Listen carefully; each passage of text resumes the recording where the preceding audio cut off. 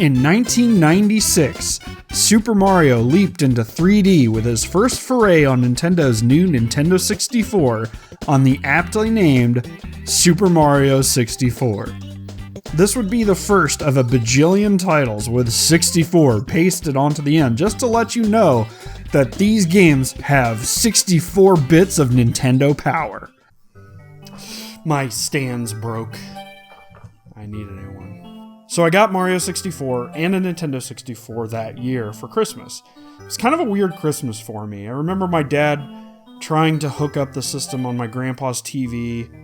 We were at his parents' house because they had my parents had split up that year.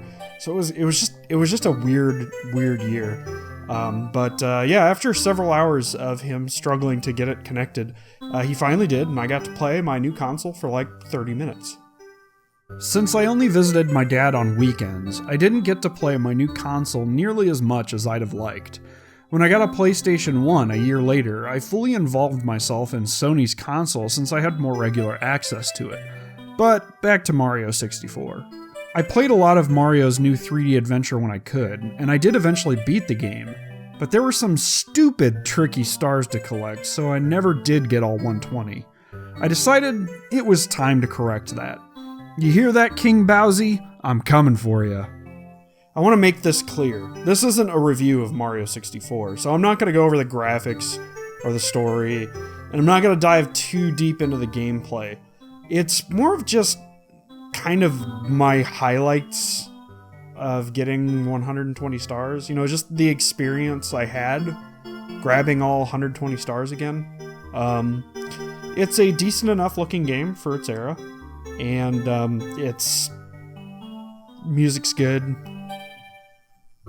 It's a good game, you know. It's one of those games out there. I just don't really want to do a whole review of Mario 64. If you can smell what I'm stepping in. I'm stepping in Goomba poop. Goomba poop.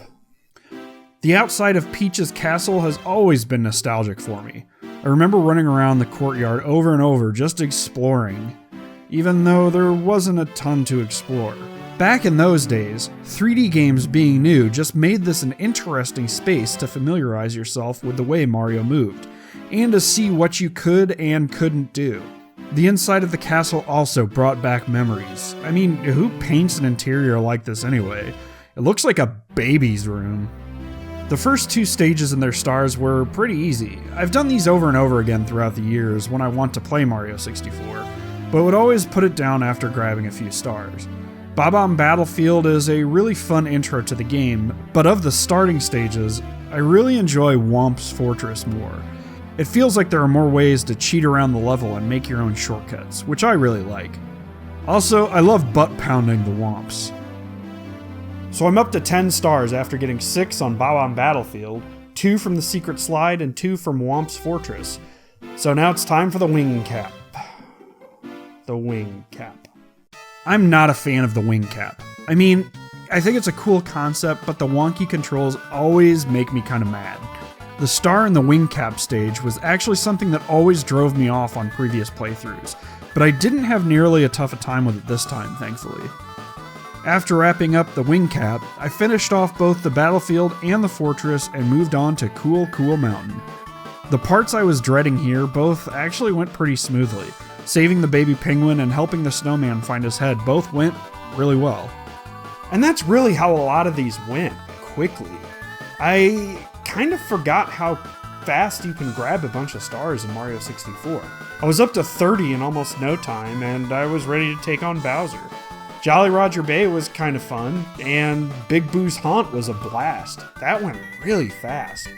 I don't remember spending that little a time in that level, but this time I guess I just remembered where things were. Didn't take any time to get through. Lots of wall jumping. I like wall jumping. Lethal Lava Land was also a lot more fun than I remember. Zooming around on the turtle shell over the lava to grab coins was a blast. Shifting Sandland was kind of a pain in the tush though. I kept falling into the sand traps when I was collecting 100 coins. I do like that level though, it just took some getting used to the layout. One level I was afraid of jumping into was Hazy Maze Cave, because I remember hating it as a kid. But this time, exploring it and kind of memorizing the layout was a lot of fun. I think I got lost a lot as a kid, I guess. But this time around, I enjoyed it. I tried to take on more Dire Dock stars than I was able to, until I remembered I had to beat up Bowser again to proceed in the level. I took way too much time trying to find the poles I was supposed to vault off of. It's kind of a ho-hum level though. The pole vaulting was fun, but swimming in this game is slow-paced and kind of annoying. Wet Dry World is one of my favorite levels to explore. There are so many fun things to see, like how the level works at different water heights, and the hidden city that you have to find to collect red coins. But some areas here, the camera just doesn't want to work, and it's super frustrating. Tall Mountain was where things started to get real challenging for me. It was tough, but still enjoyable. The camera gets a lot of hate in this game, and in some places it's definitely warranted. But in the more open levels, it's not too bad to manage. I didn't really have a hard time with it here, but there were a few places where it just screwed with me, like finding the red coins on these mushroom tops. And then I got to the level that made me almost want to just stop playing this game. Tiny Huge Island was something I was kind of looking forward to, but it was just a pain in the ass. When you're on Tiny Island running around as Huge Mario, things seem to knock you off the island to your death just a bit too easily. I died so many times trying to get all the tiny secrets for one particular star, and when trying to collect 100 coins. I took a break and made for Snowman's Land. I mean, seriously, if Mario is that big, the things that are that small shouldn't be able to bounce him off the level so easily.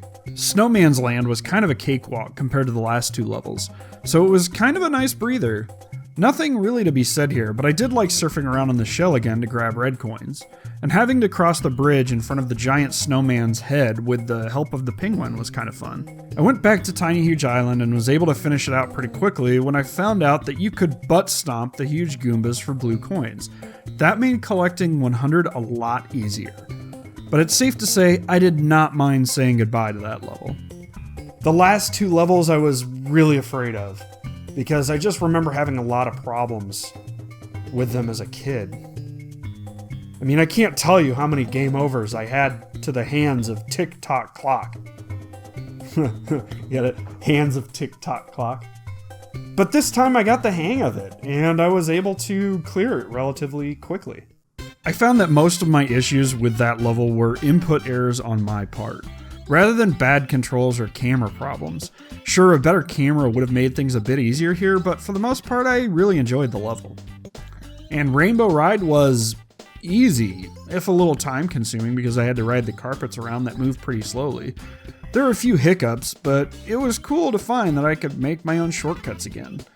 Like when I jumped off the starting area with a long jump to get to the swinging star location without having to ride the first carpet.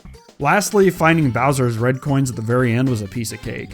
And beating Bowser for the last time, cathartic. I did it! Now to go find Yoshi. And here is the moment I've been waiting for more than 20 years. And Yoshi gives me 100 lives. To do what with? I already have all the stars. Mario 64 is a great game. I really enjoy it. It's not one of my favorite games of the generation, but it's definitely a really good one to come back to. I was really happy to come back and play it again. There are some problems with it, and the common complaints are the controls and the camera, and those are both pretty warranted. But if you look at this through the lens of a game that was created in the 90s, one of the first big 3D adventure games, it's actually pretty decent. It's still fun, and while it might not hold up 100% well, I still really enjoyed it. So I finally did it! Got all 120 stars in Super Mario 64, and it was worth it. I had a lot of fun with it. I had a lot of fun with the game. It still holds up okay. I think there's some issues with the camera, a little bit of issues with the controls, but nothing that you can't get around. I mean, it's nothing that you can't get used to after some playing. A couple times I wanted to throw my controller through the screen and, take the cartridge out and drive over it a couple times in my car, and then just go ahead and AVGN diarrhea poop all over it. But I'm not that guy. I'm really not.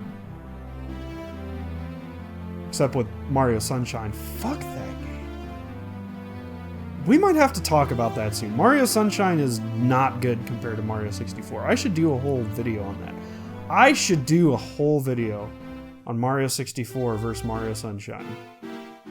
Like, I literally just came up with that while recording this. So, yeah, if I'm promising that to you now, I would not hold your breath. Because who knows what the hell I'm going to do. Oh, God. Just made a promise. Promise for a video. A video I don't want to keep. I don't want to keep that promise. I don't want to keep it.